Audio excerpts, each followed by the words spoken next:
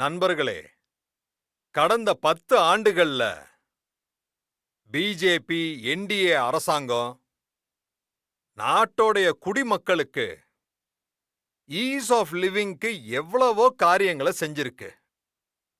இதுக்கான ஒரு பெரிய உதாரணம் இந்திய நீதித்துறை சட்டம். இந்த காங்கிரஸ்காரங்க மனரீதியா ஆங்கிலேயர்களுடைய அடிமையாத்தான் வாழ்ந்துகிட்டு இருக்காங்க. அவங்களால அதுல இருந்து வெளியவே வர முடியல. அவங்க கொடியேத்தும் போது மட்டும் சுதந்திரத்தை பத்தி பேசுவாங்க. ஆனா ஒவ்வொரு சட்ட அமைப்புலையும் அவங்க மனதார ஆங்கிலேயர்களுக்கு கீழே வாழ்ந்துகிட்டு இருக்காங்க. அடிமை காலத்தால ஈர்க்கப்பட்ட மிக பழமை வாய்ந்த சுதந்திரத்துக்கு முன்னாடி இருந்த சட்டம். கிரிமினல் ஜஸ்டிஸ் சட்டத்தை நீக்குனது பாரதிய ஜனதா பார்ட்டி தான் அதை நீக்குனது. இப்போ பாரதத்துல நீதித்துறை சட்டத்துல தண்டனையே இல்ல. அதாவது குடிமக்களுக்கு நியாயத்தை கிடைக்கிற முக்கியத்துவத்தை கொடுத்திருக்கு. இதுல தீவிரவாதத்துக்கு சம்பந்தப்பட்ட சட்டங்களையும் இன்னும் கூட கடுமையா ஆக்கப்பட்டிருக்கு. மத்தவங்களுக்கு கொடுமை கொடுக்கும் சட்டத்தை கூட நாங்க இன்னும் கடுமையாக்கியிருக்கோம். இந்தியன் நியூ ப்ரொவிஷன் எலக்ட்ரானிக்ஸுக்கு சம்பந்தப்பட்டிருக்கிற புதிய விதிகள் விதிக்கப்பட்டிருக்கு. ஜூலை 1 முதல் அமலாக்கத்துக்கு வருது. இந்த சட்டம் நாட்டு மக்கள் அனைவருக்கும் மிகப்பெரிய உதவியா இருக்க போகுது.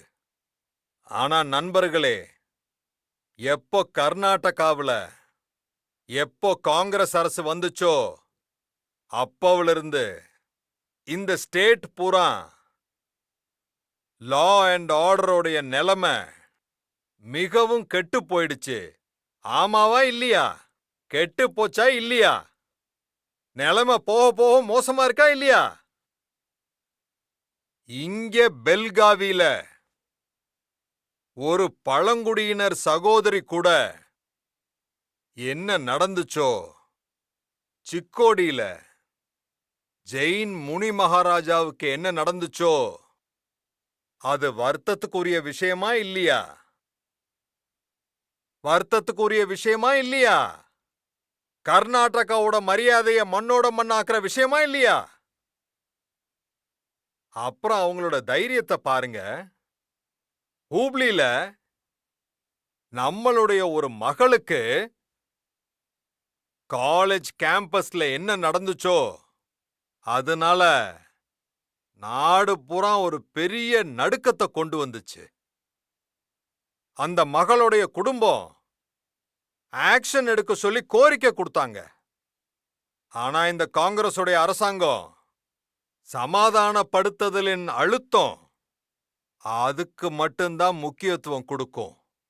அவங்கள பொறுத்த வரைக்கும் நேகா மாதிரி ஒரு மகளுடைய வாழ்க்கைக்கு மதிப்பே இல்லை. அவங்களுக்கு ஓட் பேங்கோடைய அரசியல் தான். பெங்களூரு கேஃபேல பாம் வெடிச்சது.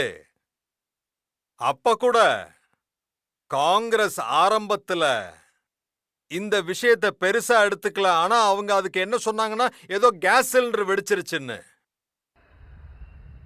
நாட்டோடைய மக்கள் கண்ணில் எதுக்காக மண்ணை தூவுறீங்க காங்கிரஸ் மக்களே?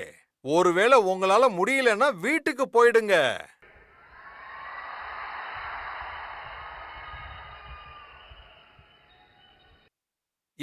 இதுவும் அதே காங்கிரஸ் தான். அவங்க ஓட்டுக்காக PFI அப்புறம் பயங்கரவாத அமைப்புக்கு அடைக்கலம் கொடுத்திருக்கு. அந்த மாதிரி நாட்டுக்கு எதிரான அமைப்புகளுக்கு எல்லாம் இந்த மோடி அரசாங்கம் தடை விதிச்சிருக்கு.